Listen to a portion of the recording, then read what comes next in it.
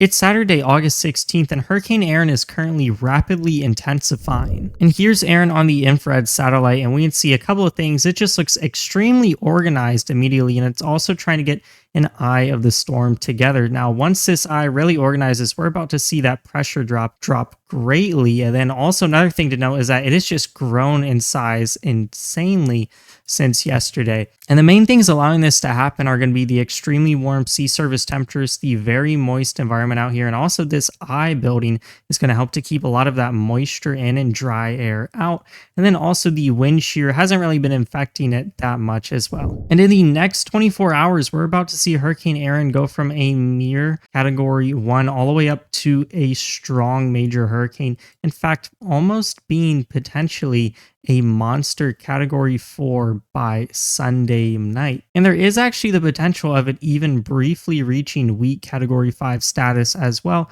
Now, our track is pretty much set in stone all the way up until Monday afternoon, and we can pretty much X out Florida entirely from seeing any impacts from the storm. That is not going to happen. But if I were on coastal North Carolina or in Bermuda, I would still be watching this closely. But luckily for both of these areas, especially coastal North Carolina, an actual landfall seems extremely unlikely at the moment, but there still could be some tropical storm impacts for potentially coastal Carolina and then some hurricane impacts for Bermuda. But currently, luckily for us, the most likely outcome seems to be just a threading the needle between the US and Bermuda. So definitely good news at the moment, but definitely still stay very weather aware and watch for updates. And if you're watching the National Hurricane Center's website or Outlook, you may have noticed a little disturbance off the coast of the Carolinas that is not actually Erin. Now, this has a pretty small chance of forming, and even if it did, it would likely just go out to the Atlantic and not really affect anything. It would probably be sucked up by Erin, actually, which would be very interesting to see if that did happen. But currently, it has a pretty small chance of developing, only a 10%. And on top of all the craziness going on in the tropics, we do once again have a threat of severe weather up here in the northern plains, upper Midwest, and also the Great Lakes, with a focus actually on northern South Dakota. And this would mostly be for the threat of some damaging winds in that 60 to 70 mile an hour range in our site risk area. Then just in the rest of our marginal risk, there's that conditional threat of seeing some 60 mile an hour gust. And then our risk of hail looks pretty much the same, except in our site risk area, it's going to be for 1 to 2 inches in diameter.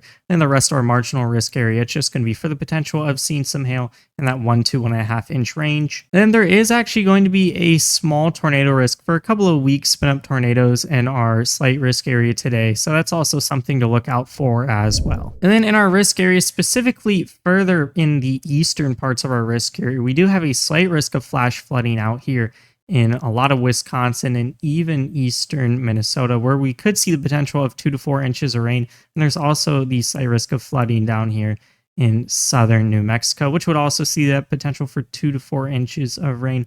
But we do have a lot of marginal risk of flash flooding today. One is going to be out here in the Pacific Northwest. Another one stretching a little bit further back into the northern plains. Another one stretching pretty much most of the Gulf Coast and also the southeastern Atlantic coast, and another one down here in the desert Southwest. And that would all be for the conditional threat of 1 to 2 inches of rain. So just something to stay weather aware of if you're in any of those areas. And then that major heat dome that we've been talking about for a couple of days is only continuing to intensify, bringing a lot of mid to high 100s feels like temperatures to the southeast, the Gulf Coast, the lower Mississippi River Valley, and even up into the southern and central plains. So definitely something to be aware of if you're planning on doing any outside activities today. And here's what the radar could look like in our main risk area today. And a lot of the ingredients are going to be set by a large mesoscale convective system pushing through in the very early morning hours today. This would expect to be all the way until Wisconsin. But what this is going to do is that it's going to stabilize the air quite substantially and will hinder our environment for our storms later today in our main risk area. These storms will be brought around the mid to late afternoon hours, probably around evening, and they'd also be brought by some troughing, some frontal activity along our upper plains convergence zone, and also a embedded low pressure system moving up our trough. And because our atmosphere will have just been stabilized, the risk of seeing some severe weather is going to be very conditional out here, but I do think it will lie pretty much wherever that outflow boundary from our big cluster of storms will lay. This model currently predicts it to be on the Nebraska South Dakota border. And on that boundary, I think there would be the conditional chance of seeing all hazards of severe weather. But for the storms not on that boundary, I think they'd be quite a bit more disorganized and would really only be for the threat of some 60-mile-an-hour damaging winds and some small hail. So a very conditional threat today, but we're going to treat it like we're still getting that all hazards threat. So definitely stay weather aware out here if you're in the northern plains. And something that seems a lot more likely to happen would be some weather spawned by a large mesoscale convective vortex pushing all the way into Wisconsin around the morning hours and midday hours.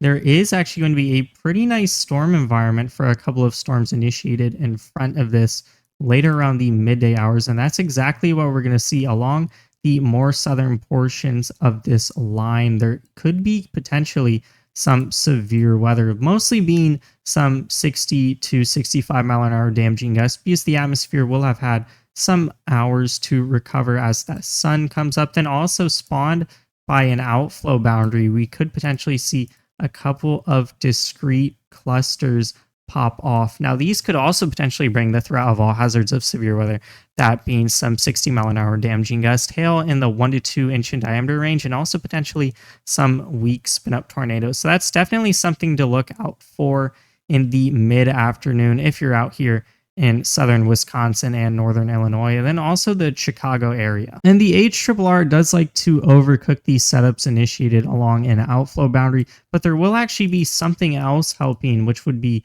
a shortwave moving across the region, helping to initiate these storms as well. So I am somewhat confident that we could see a solution like this unfold. And then here are our 500 millibar winds. We're going to see that shortwave pushing through that I was just talking about in Wisconsin and northern Illinois, helping to initiate our cluster of severe storms down here in that area. Then also our trough bringing quite a bit of northwesterly flow, and also that embedded vorticity maximum or low pressure system and that shortwave pushing northeast along that, helping to bring potentially some storms out here if the environment can recover. So it's still pretty much a pretty conditional risk. And then we also see that big ridge bringing our heat dome out here in parts of the lower Mississippi River Valley, southern Central Plains, and Gulf Coast. And this could also potentially bring some organizing shear to our cluster storms down in southern Wisconsin and northern Illinois. And here's going to be our storm environment in that Wisconsin and Illinois risk area. We're going to notice a couple of things immediately: an absurdly moist environment nearing an 80 dew point, and also a pretty absurdly unstable environment. This model predicts around 6,000 cape. I think that's kind of a gross overestimation, but I do think we could definitely see in that 4,500 to 5,000 cape range today. Then also our 3 cape is going to be really high, around 150. So very unstable, very moist, very favorable for severe weather. Then another thing to note is that our lowest cloud level would be low enough to potentially support that threat of a couple of weak spin up tornadoes with our large 3 cape number. Then because there will likely be an outflow boundary there, I do think our shear and helicity parameters could be favorable for that threat to evolve. Another thing to note would be that our organizing shear is going to be around 30 knots. So potentially a couple of organizing storms with potentially some strong updrafts, bringing that threat for some hail. And I do think we could see that threat in that 1 to 2 inch range, because we do have some cape up here near our freezing level, and our mid-level lapse rates are going to be 7.6 Celsius, decreasing per kilometer. So definitely favorable for that as well. And then for our damaging wind threat, it is going to be very unstable, very moist. Then our precipitable water is going to be in that 2 inch range, which not only brings that threat of flooding, but also potentially some strong downdrafts and 60 mile an hour to 65 mile an hour damaging winds. So potentially the threat of all hazards of severe weather out here in our Wisconsin and Illinois risk area. Then back in our northern plains risk area, I do also think there could be the risk of all hazards of severe weather today, but currently it looks to mostly be a setup for some hail and damaging winds. We do have a pretty moist environment, 71 dew point, and also a very unstable environment, 4,200 cape out here as well. Then also a pretty high precipitable water for the region, 1.83 inches.